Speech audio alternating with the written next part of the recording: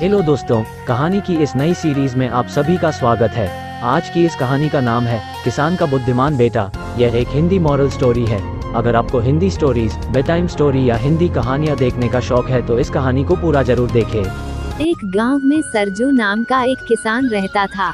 उसके 3 बेटे थे, विक्रम, विजय और भोला। विक्रम और विजय काफी समझदार थे।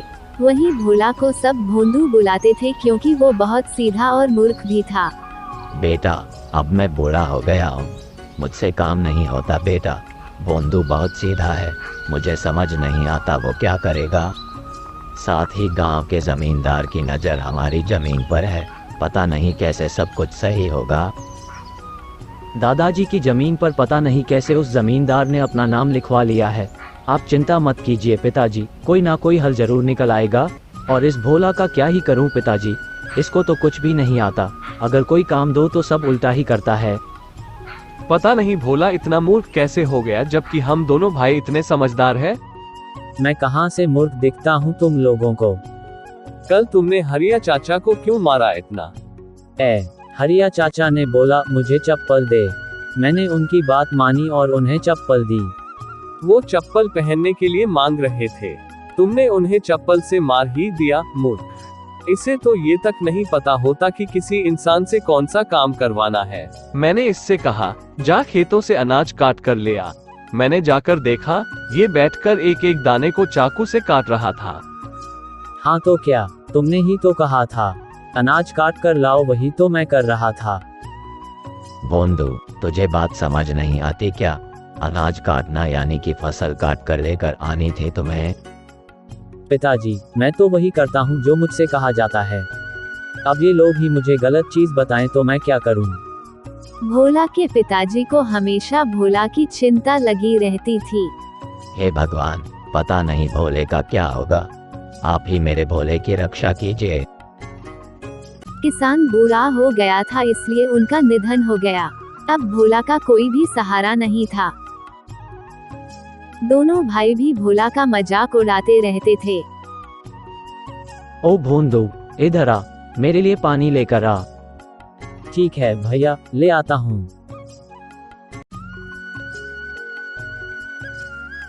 भोला बड़ी सी बाल्टी में पानी भरकर ले आता है।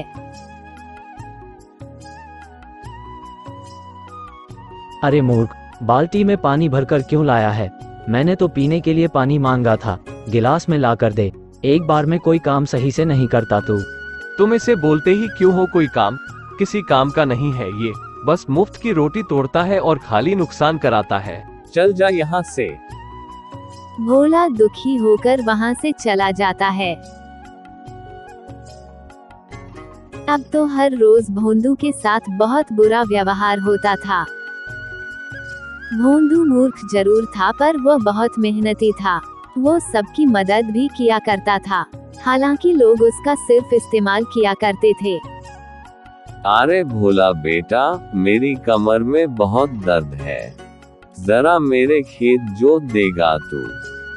काका, खेत जोत लूंगा तो आपका कमर दर्द कैसे ठीक हो जाएगा? उसके लिए तो कमर दबानी पड़ेगी ना। अरे भोंदू, कमर में दर्द है, मैं खेत जोत नहीं सकूंगा, इसलिए तुझसे बोल रहा हूँ।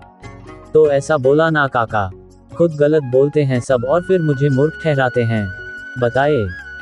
हाँ बचवा, हाँ, हम ही मूर्ख हैं। जा खेत जोत, मेरी कमर की चिंता तू ना कर। एक दिन भोंदू गांव के रास्ते से कहीं जा रहा था। अचानक उसका पैर रास्ते पर बैठे कुत्ते की पूंछ पर पड़ गया। बैठा हुआ कुत्ता घुराते हुए भोंदू को देखता है और भौंकने लगता है। अरे बाप रे बाप, क्यों भौंक रहा भाई? गलती हो गई, माफ कर दे। कुत्ता उसे दौड़ाने भी लगता है। माई रे माई, कहाँ फंस गया? बचाओ, कोई तो बचाओ रे। दौड़ते दौड़ते भोंदू जंगल में आ जाता है। वो जंगल के अंदर चला जा रहा था, उसे पता ही नहीं था वो कहाँ जा रहा है। भोला भोंदू अपने घर का रास्ता भी भटक गया था। उसी जंगल की एक और लड़की दिखाई देती है जो सूखी लकड़ियों को जमा कर रही थी। ये कौन सी जगह है? ये तो जंगल है, आप यहाँ कैसे आ गए? यहाँ तो कोई आदमी नहीं आता जाता। मैं रास्ता भटक गया हूँ, मुझे नहीं पता मेरा घर कहाँ है। उसके बाद भोंदू ने सारी बात उस लड़की को बता दी। भोंदू की बातें सुनकर उस लड़की को पता चल गया कि भोला बहुत भोला है जो अपने घर का पता भूल गया है। मेरा नाम रमा है, चलो कोई बात नहीं, जब तक तुम्हें तुम्हारे घर का पता नहीं मिल जाता तब तक तुम मेरे साथ मेरे घर चलो। मैं लकड़ियों को बेचकर अपना गुजारा चलाती हूँ, जो मिलेगा मिल बांट कर खा लेंगे, ठीक है? भोंदू खुश होकर उस रमा के साथ चला जाता है। लकड़ी बेचकर जो मिलता वो लड़की खुशी खुशी मिल बांटकर खा लेती, लेकिन भोंदू का भोलापन अभी भी जारी था। ये भोंदू कहाँ चला गया, मूर्ख कहीं का। एक तो खुद जमींदार ने हमारी जमीन ले रखी है, ये परेशानी क्या कम थी जो भोंदू अचानक गायब हो गया। मैं तो तंग आ गया हूँ। चिंता मत करो, कोई ना कोई रास्ता जरूर निकल आएगा। इधर कुछ दिन बाद भोंदू जंगल में लकड़ी का गट्ठर उठा रहा था। लकड़ी का गट्ठर बहुत बड़ा और भारी था, इसे भोंदू ठीक तरह से उठा नहीं पा रहा था। अरे बाप रे बाप, ये लकड़ी का गट्ठर तो बहुत भारी है, उठ नहीं रहा। पता नहीं कैसे रमा इसे उठाती है। वहीं पास ही भोंदू को एक पेड़ के नीचे एक साधु बाबा नजर आए जो ध्यान लगाए बैठे थे।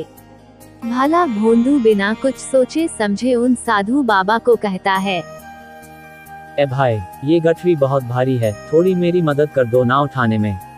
आप तो वैसे भी सो ही रहे हो। साधु ध्यान में मग्न था और साधु ने कुछ नहीं सुना।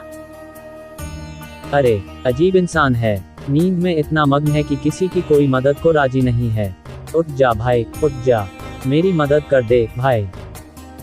कौन मूर्ख है जिसने मेरी सालों की तपस्या भंग की? मैं ध्यान कर रहा था मूर्ख, तूने मेरा ध्यान तोड़ दिया है। तू खुद को समझता क्या है? बहुत बुद्धिमान है तू, इतना घमंड है तुझे अपनी बुद्धि पर, मूर्ख इंसान। लो, अब आप भी मुझे मूर्ख बोल रहे हैं। आपको नहीं पता मैं कितना समझदार हूँ, सब बस मुझे मूर्ख बोलते रहते हैं। तू बहुत समझदार है ना, तुझे अपनी बुद्धि पर बहुत घमंड है ना। जा, मैं तुझे श्राप देता हूँ, तेरी बुद्धि पलट जाएगी। तू अभी जैसा है उससे ठीक उल्टा हो जाएगा। तू खुद को जितना समझदार समझता है ठीक उसका उल्टा बन जाएगा। अरे महाराज, श्राप भी दे दिया, मेरा गट्ठर तो उठवा देते। अजीब बाबा है यार। इसके बाद साधु बाबा वहाँ से चले जाते हैं। अचानक भोला ने अपने अंदर एक अजीब सा परिवर्तन महसूस किया, पर उसे समझ नहीं आया कि आखिर हुआ क्या। फिर भोंदू घर के लिए चला आता है और वहाँ रामा बैठकर लकड़ियों की कीमत का हिसाब लगा रही थी। आ गए आप, सारी लकड़ियाँ लेकर आए हैं ना? फिर रमा लकड़ी के पैसे जोड़ने में लग जाती है। 100 रुपए होने चाहिए। रमा, तुम गलत हिसाब लगा रही हो। झोपड़ी के पीछे जो लकड़ियों का बंडल रखा है तुमने उसे बेचा ही नहीं है, और कल तुमने 2 गट्ठरों को आधे दामों पर बेचा था क्योंकि वो गीले थे, इसलिए तुम्हारे पास अभी 50 रुपए ही है। हाँ, मैं तो भूल ही गई थी। रमा चौंक जाती है। आपने तो बिल्कुल सही हिसाब लगाया है, अचानक से आप इतने समझदार कैसे हो गए? भोंदू ने रमा को साधु महाराज वाली सारी बात बता दी। असल में साधु का श्राप भोंदू के लिए वरदान बन गया था, वो अब समझदार हो गया था। रमा सब सुनकर बहुत खुश हुई। आप बुरा ना माने तो एक बात कहूँ। अरे, इसका बुरा मानने वाली कौन सी बात है, कहो ना।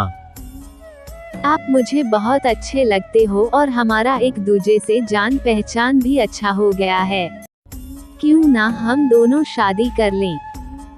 क्या सच में? मैं तुम्हें अच्छा लगता हूँ, मुझे मंजूर है। इसके बाद रमा और भोंदू दोनों पास के मंदिर में जाकर शादी कर लेते हैं। एक दिन, अब मुझे अपने गांव जाना है रमा। ठीक है, आप चले जाइए। जाऊंगा पर अकेले नहीं, तुम भी मेरे साथ चलोगी। तुम मेरी अर्धांगिनी हो, चलोगी ना? अब मेरे सब कुछ आप ही तो हैं। मैं आपके बिना भला कैसे रह सकती हूँ। भोंदू रमा को लेकर अपने गांव पहुँचता है और अपने घर जाता है। वहाँ वह देखता है कि उसके दोनों भाई चिंता में बैठे थे। विक्रम भैया, मैं आ गया। अरे भोंदू, तू कहाँ चला गया था रे? हमने तुझे बहुत ढूंढा। कहाँ था तू और ये कौन है तुम्हारे साथ? भैया, मैं गलती से जंगल चला गया था। वहाँ रमा ने मुझे सहारा दिया। अच्छा हुआ तू आ गया, पर क्या फायदा, हम तो बहुत बड़ी मुसीबत में फंसे हुए हैं। मुसीबत? कैसी मुसीबत भैया? पिताजी की पूरी जमीन जमींदार ने अपने नाम करवा ली है। अब हमारे पास जमीन का एक टुकड़ा भी नहीं है जहां खेती करके हम अपना गुजारा कर सके। आप चिंता मत कीजिए भैया, मैं वो जमीन छुड़वा लूंगा। तू छुड़वाएगा जमीन? तेरे जैसा मूर्ख ऐसी बातें कर रहा है, सुनकर हंसी आ रही है। आप मेरी बात तो मानो भैया, मैं जमीन जरूर छुड़वा लूंगा।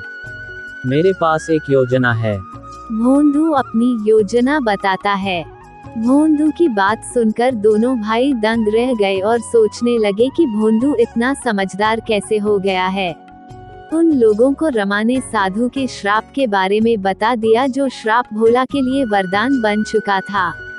भोंदू, जैसी योजना तुमने बनाई है, हम वैसे ही काम करेंगे। मेरे भाई, तू ही हमें इस मुसीबत से बचा सकता है।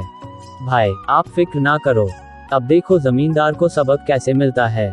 अगले ही दिन गांव में यह खबर फैलती है कि भोला के पिता के खेत में एक चुड़ैल रात को घूमती है। गांव में डर का माहौल छा गया। ये खबर जमींदार के पास भी पहुंची। ये मैं क्या सुन रहा हूँ? ये चुड़ैल कहाँ से आ गई? हाँ मालिक, आजकल सरजू की जमीन पर हर रात एक चुड़ैल घूमती नजर आती है और जैसे ही सामने जाओ वो गायब हो जाती है। गांव के 2-4 लोग तो बीमार हो गए हैं चुड़ैल को देखकर। क्या बेकार की बातें करते हो तुम लोग? आज मैं जाकर देखता हूँ। उसी रात जमींदार अपने एक आदमी के साथ चुड़ैल देखने के लिए सरजू के खेत में जाता है। ये गांव वाले सब सठिया गए हैं ससुरे। ना जाने कौन सी चुड़ैल दिखाई देती है इन्हें। मुझे तो कुछ दिखाई नहीं दे रहा। तभी जमींदार को पीछे सफेद कपड़ों से लिपटी, बाल खुले हुए कोई आता दिखाई दिया। जय हनुमान, ये चुड़ैल कहाँ से आ गई यहाँ पर? हे भगवान, रक्षा कीजिए, रक्षा कीजिए। मालिक, चुड़ैल तो गायब हो गई है। तभी अचानक चुड़ैल फिर वहाँ आ जाती है और बोलती है, ये जमीन किसकी है? मुझे बहुत पसंद है। अब तो मैं यहीं रहूंगी हमेशा। इस जमीन पर जिसने अपना हक जताया है वो मारा जाएगा। हाँ, तुम्हें मरना है। हे भगवान, आज बचा लो। मुझे कोई जमीन नहीं चाहिए। कभी मुड़कर इस जमीन की तरफ भी नहीं देखूंगा। राम राम राम। फिर दोनों वहाँ से डरकर भाग जाते हैं। दूसरे ही दिन जमींदार ने विक्रम और विजय के पास जाती है। अरे विक्रम बेटा, मुझसे गलती हो गई। ये जमीन तो सरजू की थी और उसी की रहेगी। हाँ, ये रहे तुम्हारे जमीन के कागज। हाँ लाओ। और दूसरी बात, अगर गलती से भी हमारी जमीन पर नजर डाली ना तो हमसे बुरा कोई नहीं होगा। जमींदार बिना कुछ कहे वहाँ से चला जाता है। वाह भोंदू, क्या दिमाग हो गया रे तेरा। तेरे प्लान ने तो सच में हमारी जमीन वापस लौटा दी। और हाँ, रमा भाभी भी कमाल की कलाकार है। चुड़ैल बनकर क्या खूब डराया जमींदार को। धन्यवाद रमा, हमारी इतनी मदद करने के लिए। धन्यवाद किस लिए जी? अब मैं भी तो इसी घर की सदस्य हूँ ना। अब तो हम सब लोग मिलकर रहेंगे। भोला को पता था कि डर से किसी भी चीज को आसानी से हासिल किया जा सकता है। इस तरह भोला की होशियारी और रमा के साथ से उन्हें उनकी जमीन वापस मिल गई। वीडियो अच्छी लगी हो तो वीडियो को लाइक, शेयर, कमेंट और सब्सक्राइब कर देना। फिर बेल आइकॉन दबाना मत भूलना। धन्यवाद।